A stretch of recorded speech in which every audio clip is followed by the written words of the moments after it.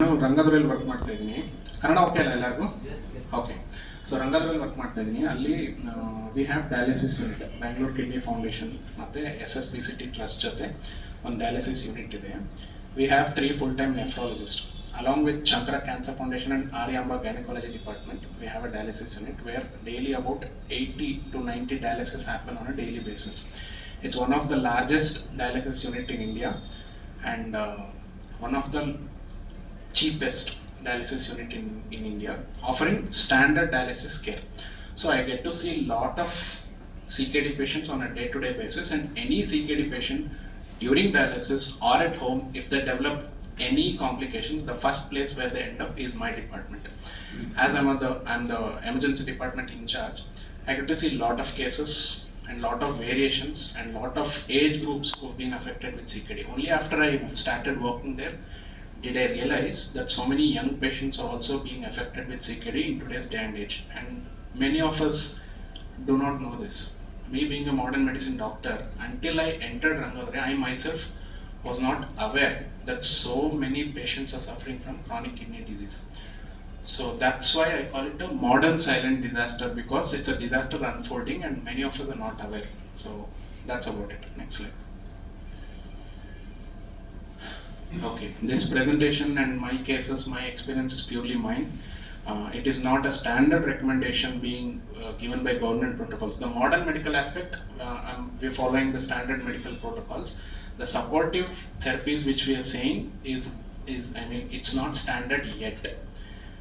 It's based on the classical principles of Ayurveda which we are integrating. So I would like to tell you that it's purely my experience and our team's work which I'm presenting here as far as the traditional aspect is concerned. So the modern aspects, classical standard protocol, whatever is there, we're doing that. So yes. And I've not read the whole of Ayurveda. I just have been exposed to the Sutrasthana of Ayurveda, and I'll be telling you how in my practice it has helped me, right? So this is the first shloka of Ashtanga Hridaya Sutrasthana, and this shloka is what I'd like to start my presentation with. As many of you might be having questions, ಇದು modern doctor ಅಂತಾರೆ, ಆಯುರ್ವೇದ ಮಾತಾಡ್ತಾರೆ, ಎಲ್ಲಿಂದ interest, ಹೆಂಗೆ ಬಂತು? So I just wanted to touch upon that before starting the presentation, why I'm interested in Ayurveda. We come from a family where Ayurveda is a big thing, and our families used to, any illness situations at home. When I say family, I mean to say the extended family of our cousin groups, grandfather, grandmother, everyone. We have been exposed to Ayurvedic practices since childhood, and we've seen results regarding that. So that's why I started to develop interest in Ayurveda.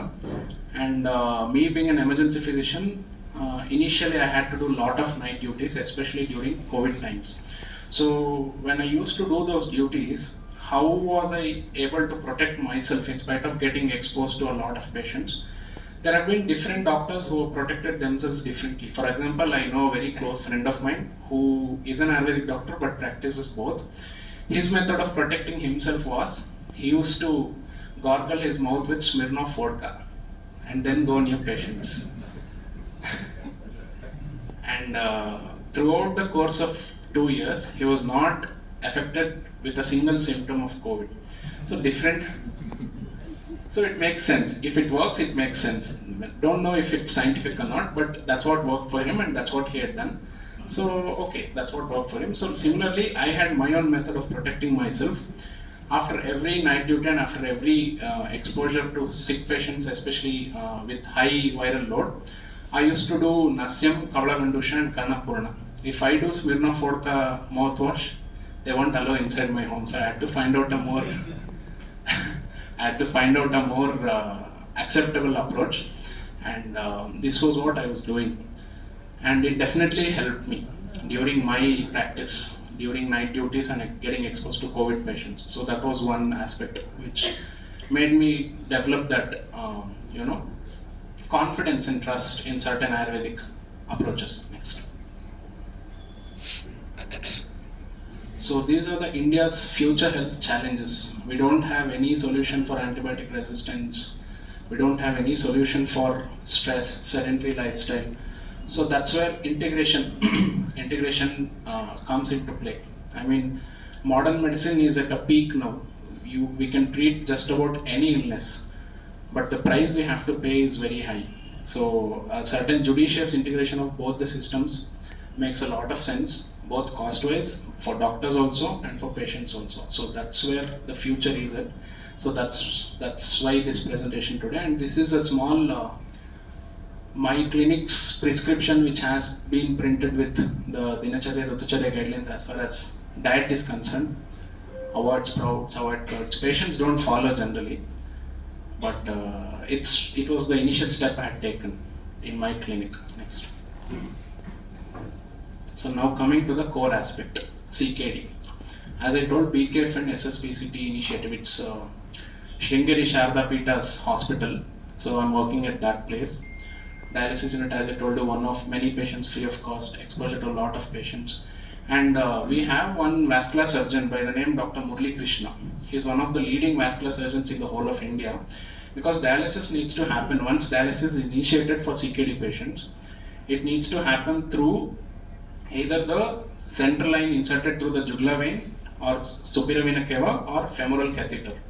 But that line stays for maximum 3 months to 1 year. If it's a temporary dialysis catheter, 3 weeks to 3 months, permanent perm cath, 3 months to 1 year. So there's this vascular surgeon who can do AV fistulas. People from all over India come to him, and he operates at a much lower cost. And this is not marketing about Murali Krishna sir, but I'm just telling AV fistulas, how are they created and what happens and why so many patients are coming to Rangadore.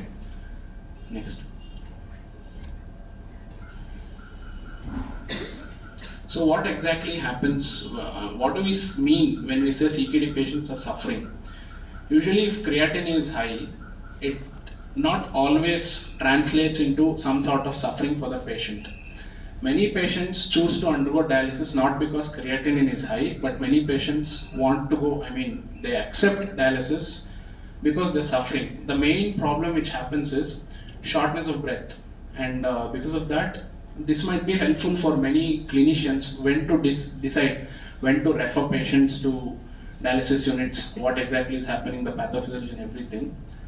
Type 2 respiratory failure with CO2 retention. Generally, respiratory failure because of infections is type 1 respiratory failure. If we do ABG, only the PO2 will be reduced. The PCO2 will not be increased. But in CKD patients, CO2 retention will be there. So it's a double whammy for the patients. And fluid overload will happen, acidosis will happen, and hyperkalemia will happen. I had seen one patient whose creatinine was 20. He was holding on to that until the creatinine level had increased to 20. But he was a walk-in patient. He did not have acidosis. He was able to void urine. So unless a patient develops feet swelling, unable to void urine, acidosis is not developed, they usually don't come to doctors for initiation of dialysis. So it's all symptomatic for the patient, and especially when they develop shortness of breath and fluid retention is when they come to the doctors. And what I have seen is every time a patient comes with very aggressive symptoms, we give them Lasix. If some urine output is there, Lasix works. If no urine output is there, Lasix doesn't work. Immediately after giving Lasix, we have to catheterize the patient because they'll be in subconscious states. Uremic encephalopathy would have been set in. So that urine output, once it happens, they'll improvise. Immediately we'll connect them to NIV and shift to the ICU. There, once dialysis is initiated, I was so surprised initially. Before dialysis, patient will be so sick. Even a single sitting of dialysis, patient improves drastically. After that, again, the nephrologist takes over. They'll do whatever is needed. But that's how they present. So the Ayurvedic perspective might say it as Mutrava Shrotas Dushti, Vata Pradhana Tridoshaja Vyadhi and Apanavaya disturbance impacting Pranavayu. That's how we can understand it. But that's the presentation of a CKD patient who becomes acutely sick. That's called as AOCKD, acute and chronic kidney disease. Next. These are two X-rays of patients. If you can see, the right is that of a female, the left is of a male. That doesn't matter. But the right half lung is white out because of fluid overload. That's how bad it can become. That way, both of these patients did not have any infection. Usually when we think of chest x-rays, what we think is infection, pneumonia, pneumonic consolidation can cause problem in the lungs. But you can see here how badly affected these lungs are. These patients, both of them were just CKD patients who had acute fluid overload, and the right side of the lung in that patient and the left side of the lung in this patient is bad. So this is how problematic chronic kidney disease can become if not prevented, early diagnosis is done, and appropriate treatment is initiated, both for prevention and for maintenance. As far as I have seen, I must have seen daily at least 5 CKD patients, 6 days a week. In my 2 years of working there, I've not seen, out of all those 2 years of experience, I've just seen 3 patients who've been off dialysis once they were diagnosed with CKD. It's that dangerous. There's no coming back for most people who've been diagnosed with, especially stage 3, stage 4, stage 5 CKD. So, yeah, next. Now, what are the causes? Hypertension, diabetes, snake bite. There's this ANU, Urology and Nephrology Unit from the government center. In Victoria, usually all snakebite cases are referred to Victoria. We get cases from Kanakapura, Haravalli and all the surrounding rural areas. So what they say is, once snakebite happens and kidney injury starts, there's no coming back for those patients. It's irreversible, they have to be dependent on dialysis for life. So before that, if anything can be done, well and good. Once snakebite induced kidney injury has happened, it's irreversible. So that's one cause. Nephropathy, IgA nephropathy, many young patients were seeing IgA nephropathy developing CKD. Recurrent urinary tract infection. There was this one pediatric patient who had a urinary tract infection. That lady, that girl, she was about 7.5 years, 1 year in and out. Every time they used to do urine culture, it used to show sensitivity to certain antibiotics. They used to initiate that antibiotic. It resolves. Again, she developed UTI. Again, that patient attender had lost confidence in modern medicine. They went for homeopathy. Again, symptoms used to relieve. Again, she used to develop. The cause for her recurrent UTI was not diagnosed, but after 1 year of in and out of UTI, she eventually developed CKD. Creatinine was elevated because in recurrent UTI, both the pathology itself can cause elevated creatinine and kidney injury, and the higher antibiotics like amikacin, meropenem can also cause kidney injury. We don't know exactly which must have caused the problem, but she ended up in CKD and she's dialysis dependent now. So that's one case. Polycystic kidney disease, every one of you will know. Constipation and diarrhea. Diarrhea will induce AKI, right? So what will happen whenever we get patients with diarrhea as IP patients, in hospital patients, we usually admit them and give them IV fluids. If the creatinine improves, well and good. If not, acute on chronic kidney disease, it will progress to establishment of kidney illness, and that can cause CKD. Why constipation can cause CKD? Modern medicine does not have an answer why chronic constipation can cause CKD.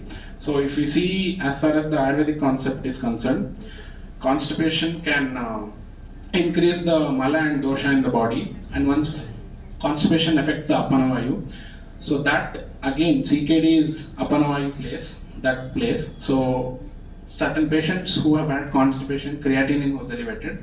We have one senior urologist by name Dr. Sridhar. He is also a bit conservative approach. If he can solve problems of patients in a traditional way, he tries to do that. He has exposure of both homeopathy and Ayurveda.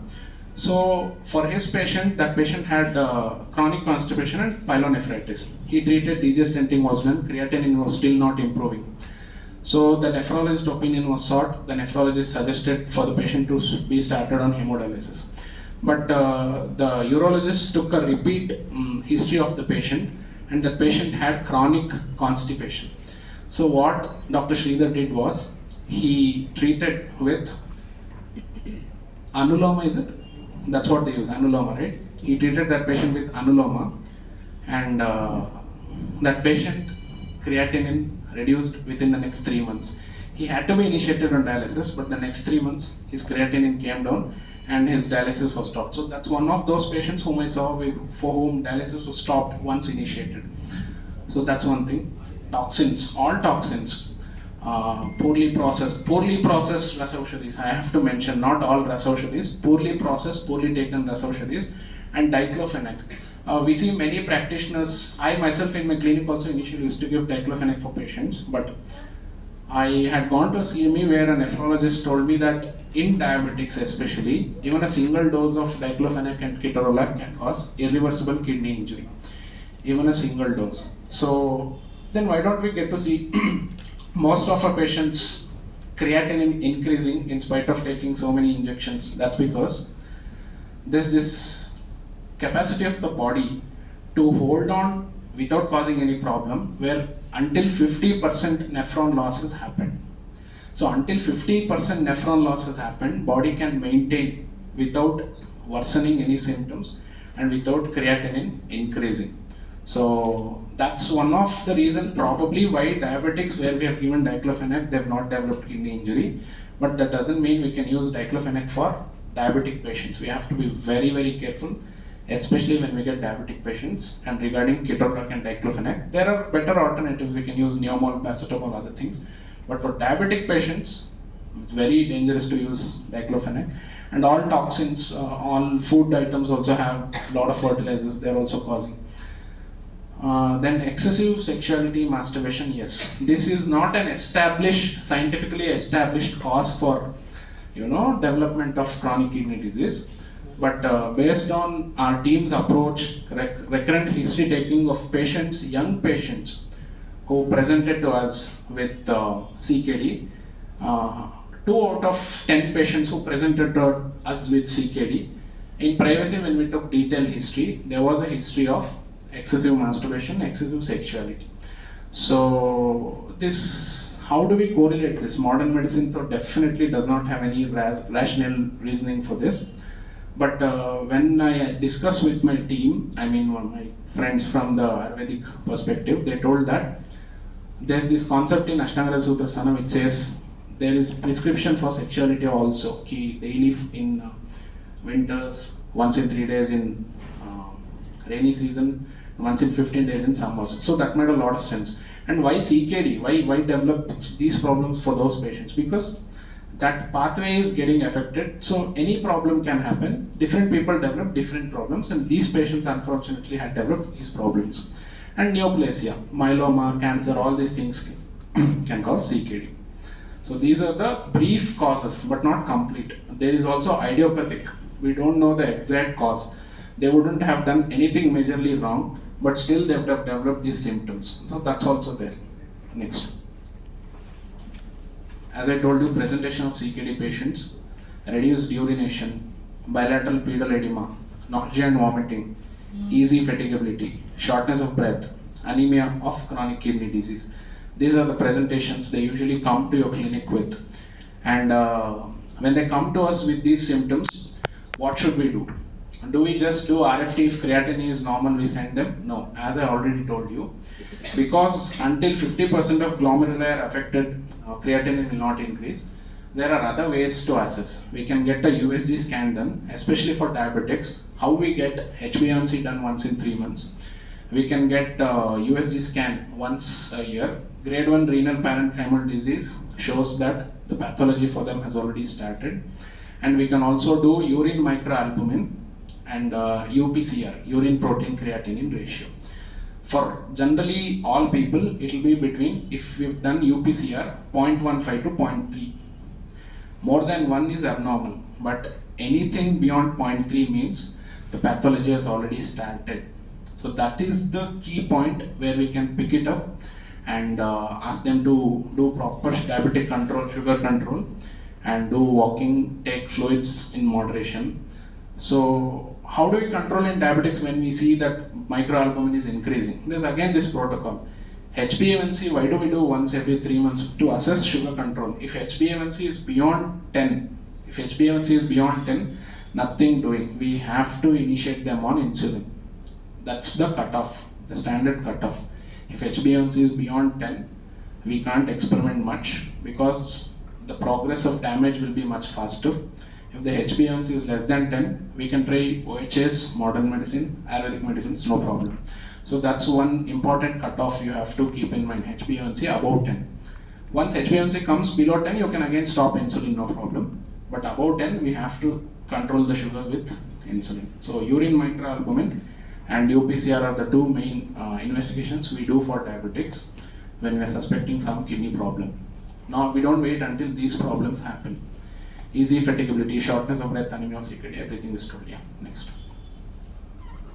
Also in diabetics, if they present with anemia, we have to get a peripheral smear. If it's a normocytic normochromic anemia and not iron deficiency anemia, it's definitely erythropoietin deficiency related anemia. So that's when we can again get a hunch that these patients are developing or prone to develop chronic kidney disease, diabetic kidney disease. Right? So we'll directly jump to case discussions. So this is one 52-year-old female, known diabetes. This was my personal patient. This was not a patient of Rangadhare, my clinic patient whom I had admitted in a nearby hospital. She previously had diabetic ulcer. So those are the progressive images of her food, diabetic foot, which we had treated under admission for 1 month. It had healed. Usually diabetic ulcers take 6 months, 8 months, 1 year to heal. So for this patient, it healed in 1 month. That's because along with strict modern medicine protocols of aggressive sugar control, IV antibiotics and hygiene dressing maintenance, we had also put her on a strong Ayurvedic pathya. Along with that, we had given modern medicine treatment, and we had used Jatyadigrita, Jivantadigrita for this patient for dressing, along with the silver X ointment, and we had not used hydrogen peroxide. So that is that can damage the tissue. So those protocols. After 1 year, what happened was she had multiple episodes of loose stools. Due to that, she developed acute kidney injury and dehydration. When she presented to the hospital, her saturation was 57% in the hospital. We had to put her on NIV. She tolerated NIV, her saturation improved. But in spite of giving a lot of fluids, her condition did not improve. Within 24 hours of being admitted, her creatinine started to increase on a geometric progression, and within 24 hours, she became anuric. Anuric in the sense, no urine output at all. So creatinine started to increase, urine output started to reduce, pulmonary edema. We put her on the ventilator because after that, even on NIV, she was not tolerating. Eventually, she died. We could not revive her. So this was one case where it was more of learning rather than treating. So whatever I learned from this case was what I applied in my next case. So next. There was this 56-year-old male patient, non-diabetic, who had MI. So he was thrombolized at Premier Institute with streptokinase. After that, when they attempted for CAG, coronary angiogram, to plan for PTCA, he started developing shortness of breath. He desaturated. He was a known CKD patient who was being managed conservatively. He was not on dialysis because he did not have any major problems as such. So he was brought to our hospital. Hello. He was brought to our hospital. Again, his wife was an Ayurvedic doctor, a classically practicing Ayurvedic doctor, classical practitioner. So we put him on integrated approach by a multidisciplinary team. And he was given Mastishka by the Ayurvedic doctors, Pepsar syrup, which contained Shatavari, basically Shitavirya. And we initiated him on dialysis, and after 3 sittings, creatinine normalized. Whatever we had learned in the previous patient, we did that in this patient. In the previous patient, we had not given any oral feeds or RT feeds because she was an NIV and we had fear of aspiration. But in this patient, we gave him feeds. He normalized, but attenders were in a rush to shift back home and left against medical advice. Brought back after 3 days with severe oliguria, the same symptom. That's why whenever patient improves, we still have to continue observing the patient in the hospital setup to see how he is responding. What is the improvement curve? Was the improvement a transient improvement or a persistent improvement? After that only, once we are clear, we can shift out the patient. But he was taken in a rush. So again, he came back, he was very bad. We intubated him and he went through dialysis. But the problem here is, the previous patient just had creatinine problem. This patient had MI, so he had developed cardiorenal syndrome.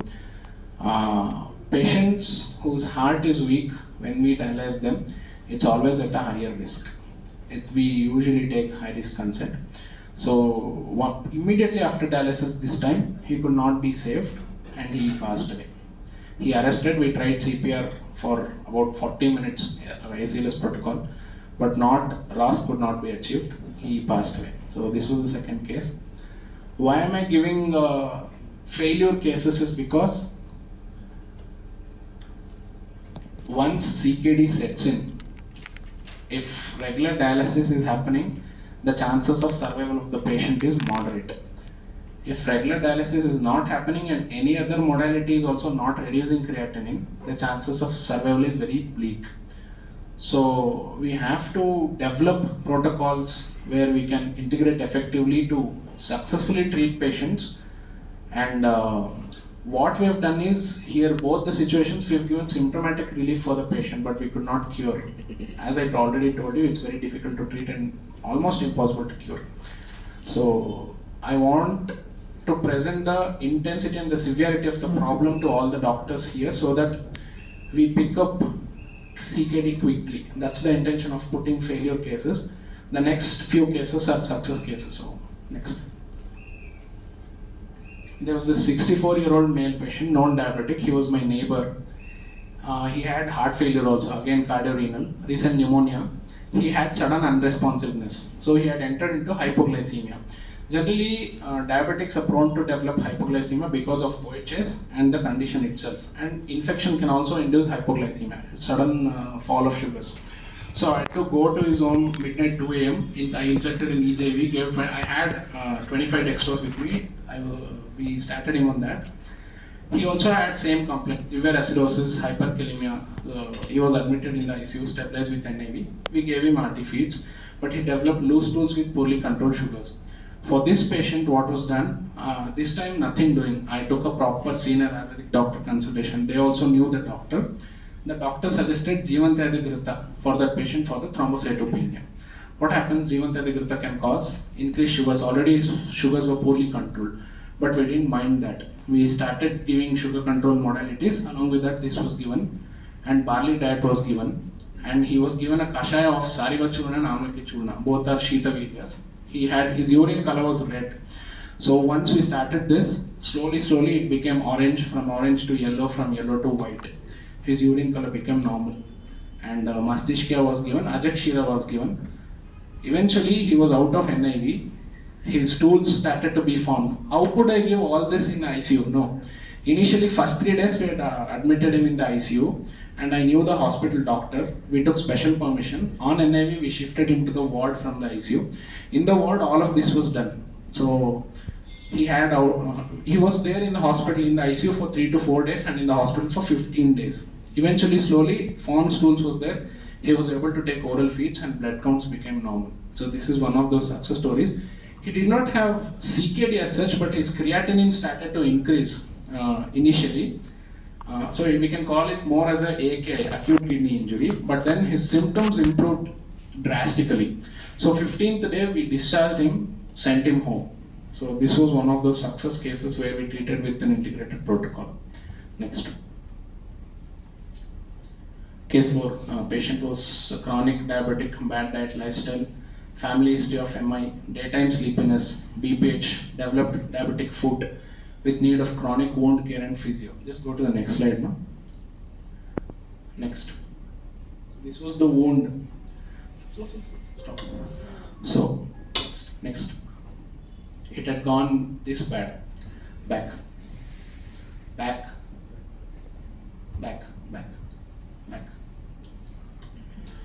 So he was bedridden for about from February to August, more than 8 months, 7-8 months. He already had diabetic kidney disease. Eventually he had heart failure and recurrent UTI. So before he developed heart failure and recurrent UTI, we had given him strict sugar control, strict diet, wound care, physio, and daily Rudrapaman was part of the Daiva Vipashraya process. Dhara was done to his chest area and Pichu was placed. He was given Gokshura, Shofara, Pravala, Haritaki, Nishamliki and Pepsir. Eventually wound healed fully. Can you show the wound photo next? So that's a bleb.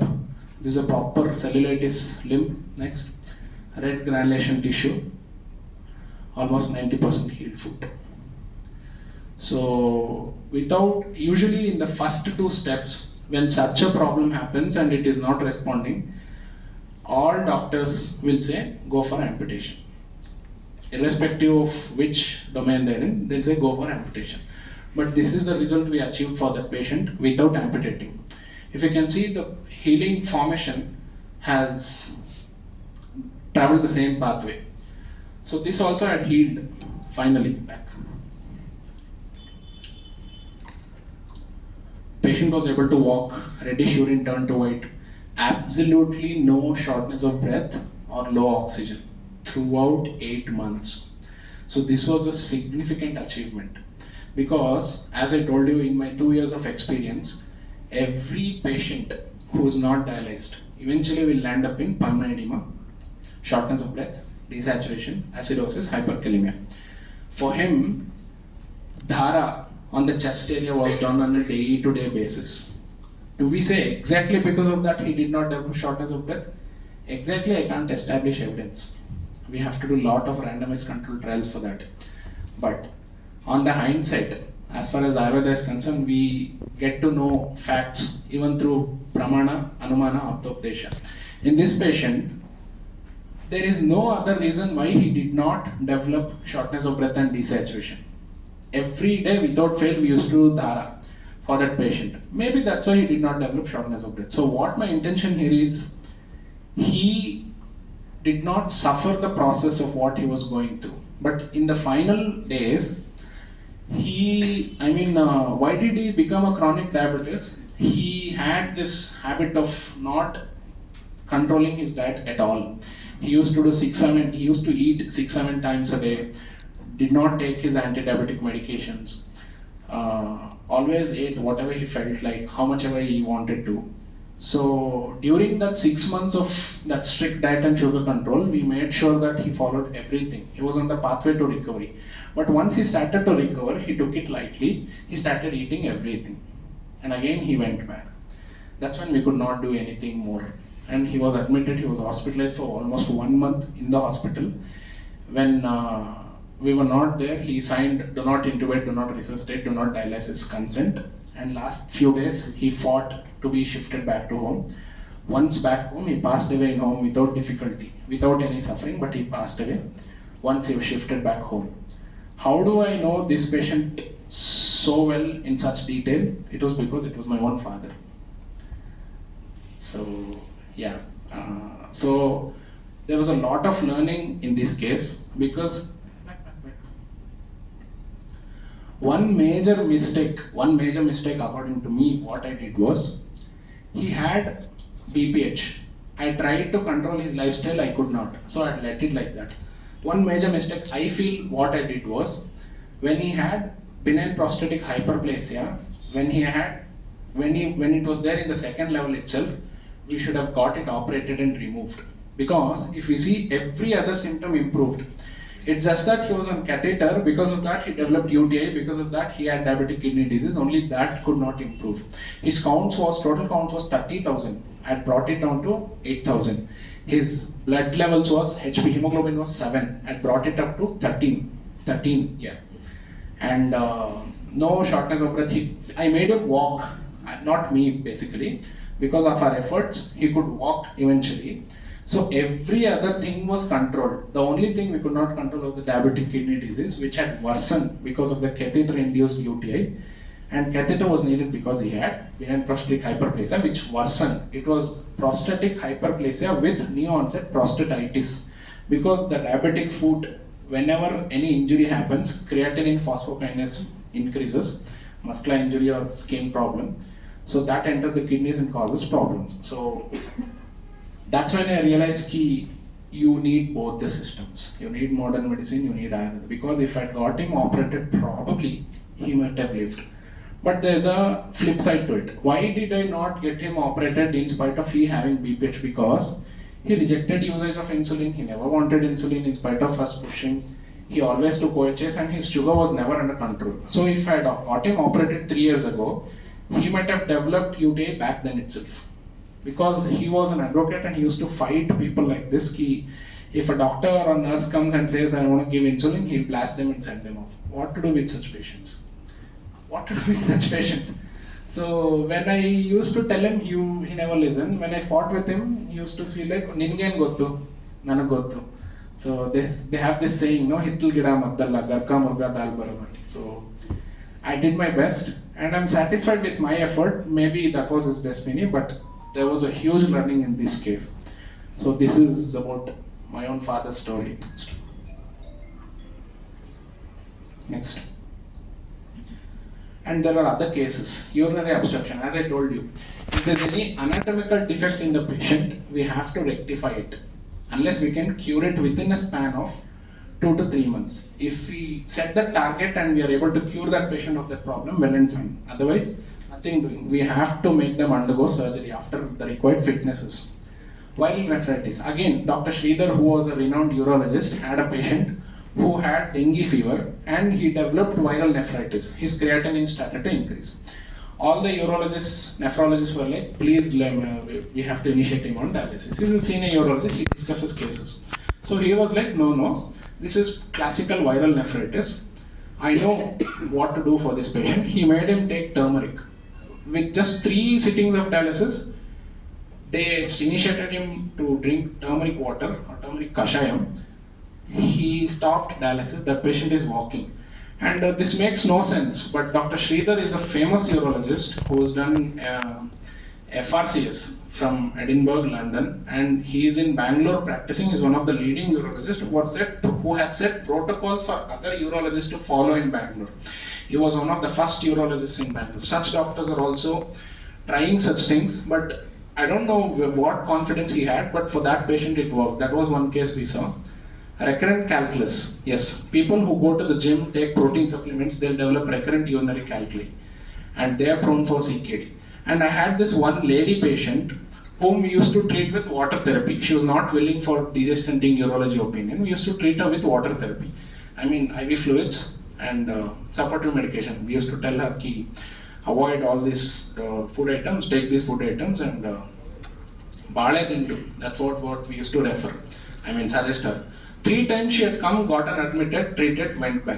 The 4th time again she developed the same complaint. That's when I took a detailed history of her. The main pointing history in her was she used to consume tea before every meal time. Just before every meal time, 3 times a day she used to consume tea.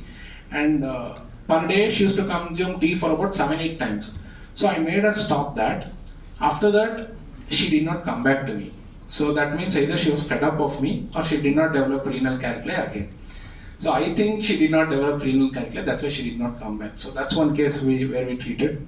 Post-fever induced AKI, that patient was diagnosed as having Ushna Pradhana Jara.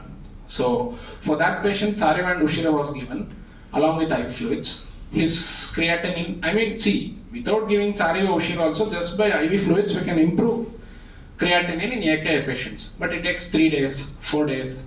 Mostly at least minimum 2 days. For this patient, morning we started Sariva Ushira. By evening his creatinine had become normal. So it can affect significantly if the diagnosis and the approach is correct. Next. And I ran short of CKD presentable cases and they told me I had to present for 1 hour 45 minutes. I have put up other cases which I treated successfully. This kid who had a skin lesion came to me. He had a lot of itching. He had taken Montelukast, Allegraim, steroids, everything. When he took that, it improved. Again it worsened. He had come to me. So I took the history. He used to consume a lot of curds. Mostly tumba tinta idda. Our amma cook. She was a cook. So he used to stand beside her when she was cooking, eat everything she was cooking in between meals, frequently, on a daily basis. Morning, evening, morning before going to school, evening after coming back from school. I made him stop that because I diagnosed it as Adhyashana Viruddhahara. So Agni was improved, Kafahara treatment was given along with modern medicine. Within 48 days, that was the result I got for that patient. So his lesions had reduced almost by 80%. He had taken all sorts of treatment, it had not improved. Just by doing these basic things, his skin problem had improved significantly. And there's this another case. There was this patient who had developed tuberculosis. Once CBNAT tests are positive for tuberculosis, we have to start them on ATT. This is government protocol. We can't say we don't start on ATT, anything else we do. No. We have to start them on anti-tuberculosis treatment. I took my pulmonology friend's support. He Dr. Karthik Adiga. He is a university gold medalist. So we started her on ATT, but most of you know ATT has its own problems: nephrotoxicity, ototoxicity, neuritis, hepatotoxicity.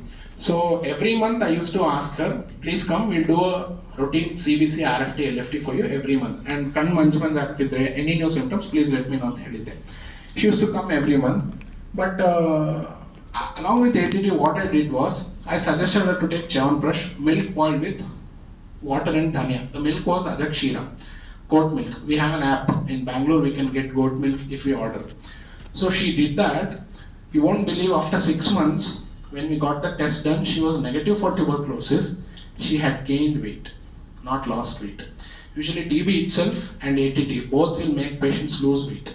But she had gained weight in a positive way. She was happy about the treatment, not a single side effect of ATT and affected. So this was one success case which we treated at a place. Next.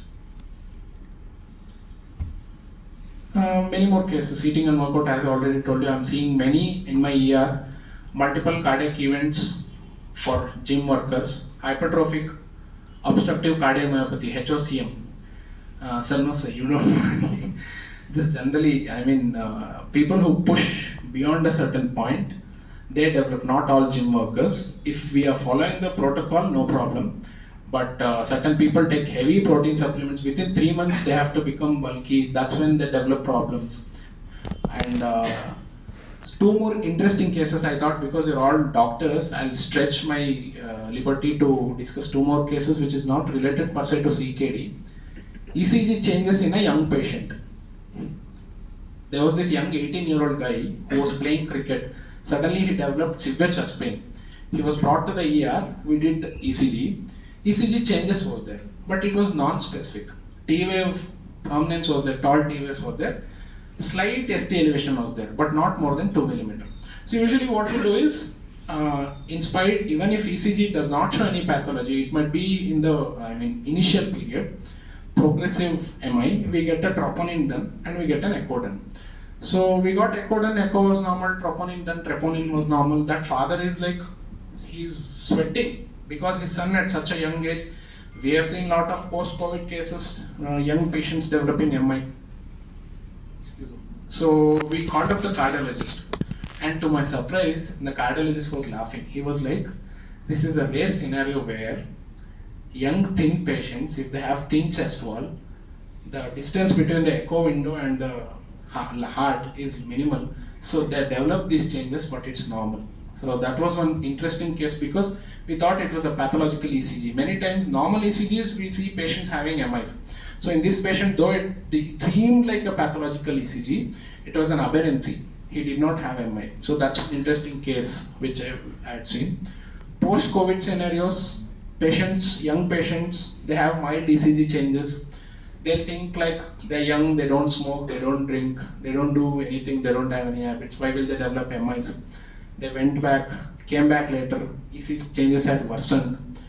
They had MI. One patient though, he was just 21 years old. He was like, he had right-sided chest pain.